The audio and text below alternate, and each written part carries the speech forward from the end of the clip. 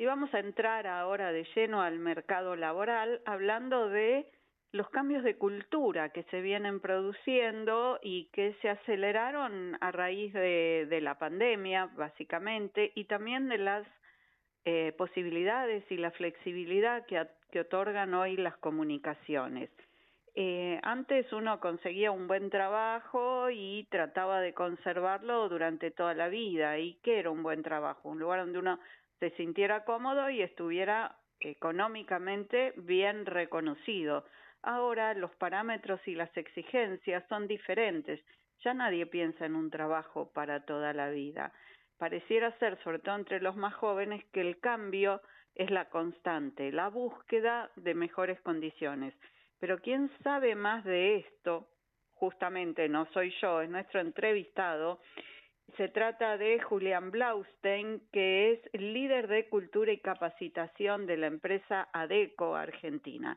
¿Qué tal, Julián? Un gusto tenerte en el programa. Buenas noches, bienvenido. ¿Cómo estás? Hola Laura, ¿qué tal? ¿Cómo estás? Bueno, gracias a ustedes por el espacio, por abrirnos esta oportunidad de volver a conversar y bueno, súper a disposición para poder compartir un poquito de esto que venías mencionando. Sí, sí, la verdad es que es un tema que siempre seguimos, el mercado laboral nos preocupa porque preocupa en el país, ¿no? Hay cantidad de trabajadores que están en condición informal, que bien podrían integrar estructuras. Hay una cuestión de legislación laboral que también hay que atender y modificar y ayornar, adecuar a las nuevas realidades, pero lo cierto es que ustedes desde ADECO están trabajando en la cultura del trabajo y cómo esto se va modificando. Y me enviaron un material muy interesante que quisiera compartir con la audiencia, en el que ustedes describen las características de los más jóvenes, de la generación Z, de aquellos que nacieron en el 94 y que hoy están quizás comenzando la carrera laboral. ¿Por qué no nos contás de qué se trata? Sí, tal cual. Hago ahí una pequeña aclaración. La generación Z son aquellos que nacieron entre el 1995 y el 2009. Ah, Y ok, después tenemos correcto. un poquito para atrás la generación más reconocida como millennials, que nacieron entre 1982 y 1994. Uh-huh. Centrándonos en la generación Z, o también conocidos como centennials, bueno, Sí. la realidad es que vienen a romper un poco con la estructura que llevamos arrastrando, por decirlo de alguna manera. Tienen Eh, 20 años hoy, máximo. exacto, sí, es el perfil que recién se está incorporando, digamos, a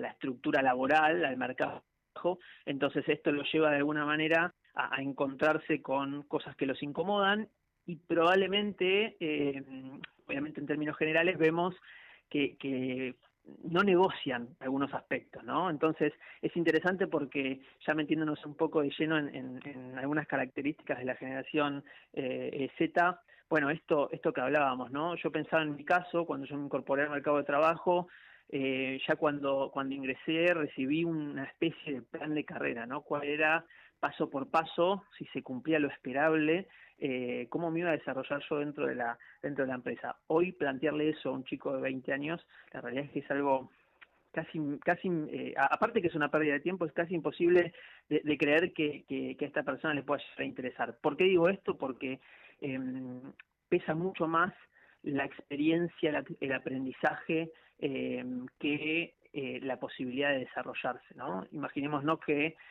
hoy pesa mucho el hecho de poder tener experiencias viajando a otros países o conociendo el propósito de la empresa, que ese es otro punto súper interesante de la generación de los centennials, ¿no? Vienen de alguna manera a decir, bueno, me siento reconocido con el propósito que tiene la empresa o no. Ya no da lo mismo cuál sea el producto o el servicio que ofrezca la organización. Entonces es un público al cual obviamente las organizaciones tienen que trabajar, y hablo en nombre de ADECO, debemos trabajar de una manera distinta, focalizado a poder captar y fidelizar a ese talento puntual.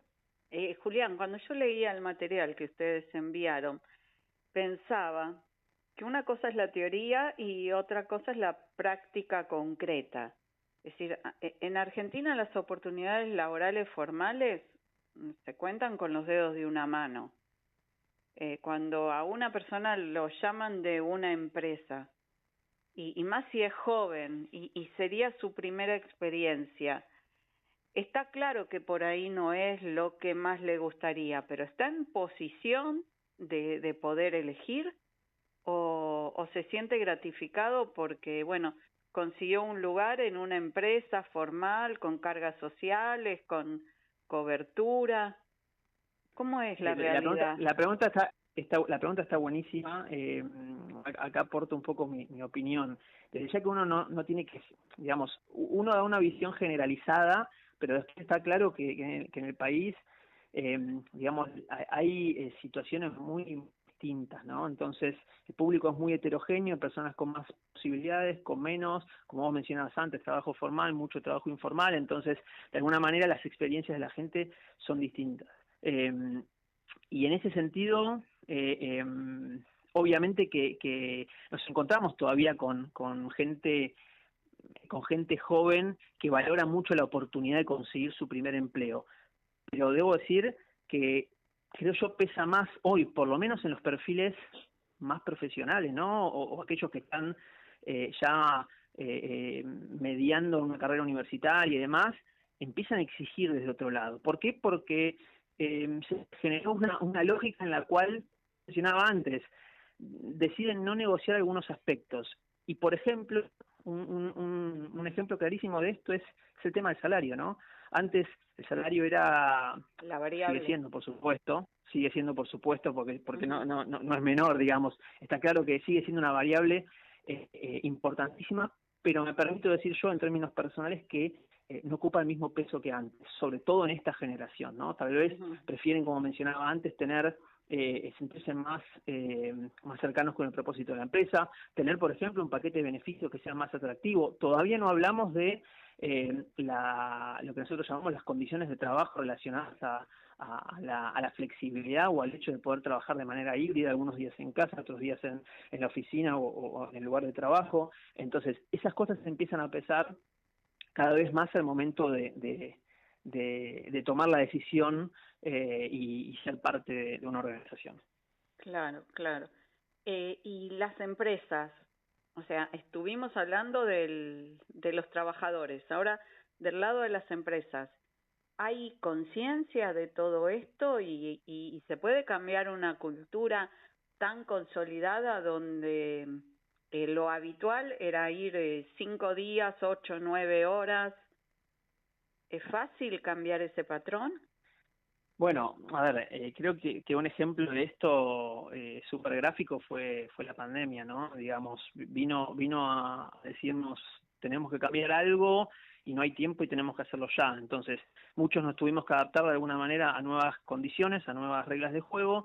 Creo que fueron muchas las organizaciones que aprendieron y tomaron las buenas prácticas para continuarlas, ¿no? Un ejemplo, nuestro ejemplo como Adeco Argentina fue eso. Nosotros no teníamos digamos, un esquema de home office. Hoy lo llevamos a cabo bastante. Estamos yendo a la oficina 1, 2, 3 veces por semana, dependiendo mucho el público. Y hay muchas organizaciones que lo están haciendo, digamos, no sé si decir, porque acá no hay correcto o incorrecto, pero sí entendieron por dónde ser atractivos, ¿no? Porque hoy hablamos del concepto de marca empleadora, es decir, ser atractivos como empresa, y por supuesto que tenés que analizar estas variantes, ¿no? Digamos, si uno no las decide dejarlas al costado, empieza a ver los resultados en poco tiempo porque el talento hoy es difícil de fidelizarlo, ¿no? Entonces, creo que ese es un punto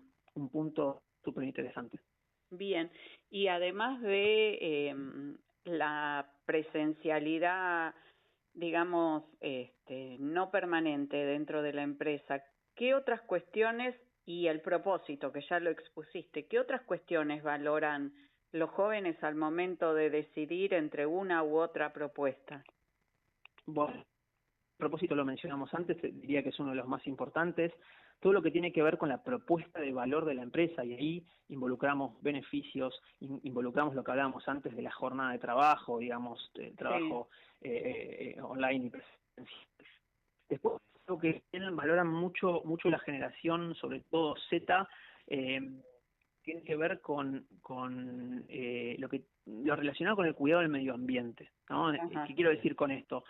Todas las políticas relacionadas a sustentabilidad cada vez pesan más. Nosotros, por ejemplo, en ADECO el año pasado hicimos una especie de certificación, la llamamos certificación verde, apuntada a este público, ¿no? Un público sobre todo joven, que entendemos que es el que más le interesa, y tuvimos muchísima gente que se adhirió al programa. Entonces, nada, estas son algunas temáticas, pero por ejemplo salud mental, wellness, ¿no? Lo que es bienestar, está hoy, digamos, dentro de las acciones que más valora este público. Y me das pie con esto para comentar muy brevemente que de alguna manera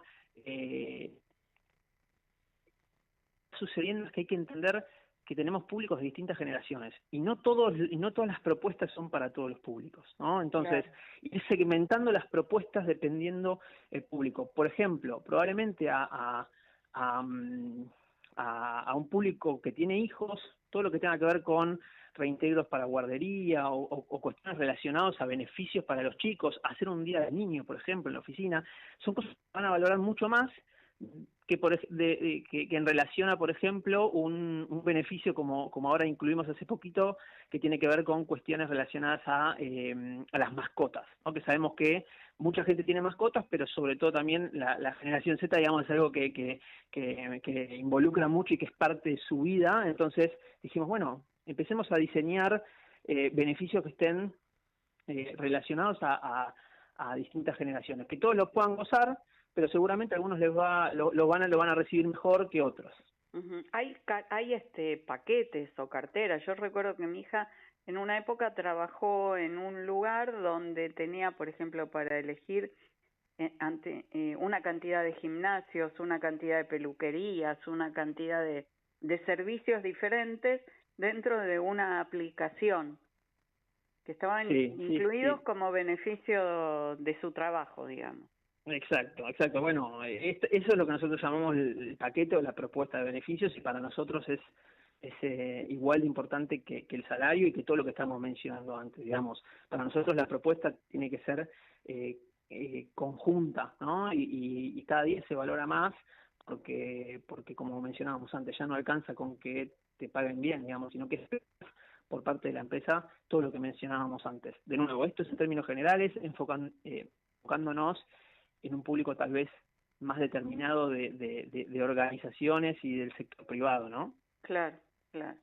Bueno, la realidad es muy diferente en el sector informal y cuando la calificación es menor también. Eso lo hablamos en la próxima ocasión.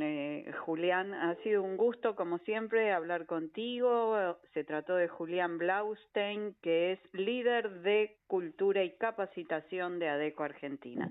Muchísimas gracias por esta charla, muy valiosa. Gracias a ustedes, que estén muy bien, adiós. Hasta la próxima.